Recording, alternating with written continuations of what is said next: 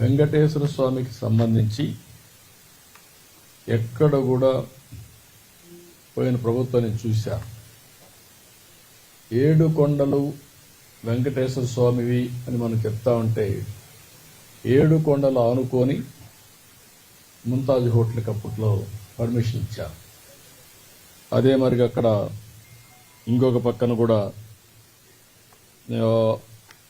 ఏదైతే దేవలోకం ఈ రెంటికి పర్మిషన్ ఇచ్చే పరిస్థితికి వచ్చారు.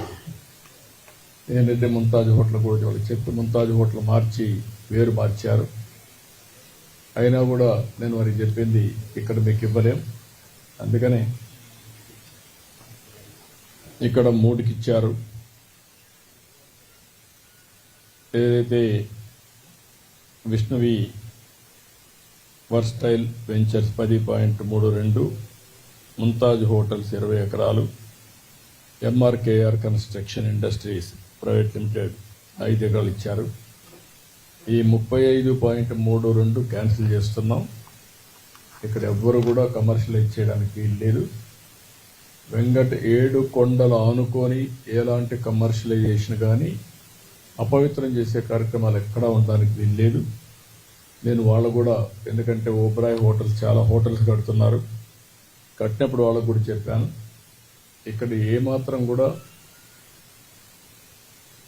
అపవిత్ర అంటే మీరు వాళ్ళు ఒక స్టేజ్లో మేము వెజిటేరియనే పెడతామని కూడా ముందుకు వచ్చారు. అయినా కూడా నేను చెప్పింది ఈ ప్రిమిసెస్లో మాత్రం ఎవ్వరూ ప్రైవేట్ వ్యక్తులు ఉండడానికి వీలు లేదు. అవసరమైతే ఆల్టర్నేటివ్ ల్యాండ్ ఇస్తామని చెప్పాం, దాన్ని కూడా వాళ్ళు ఒప్పుకున్నారు. ఏదైతే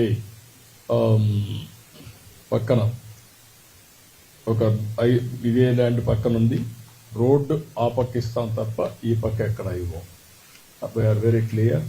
అది వాళ్ళతో మాట్లాడి టీటీడీ సార్ట్అవుట్ చేస్తారు.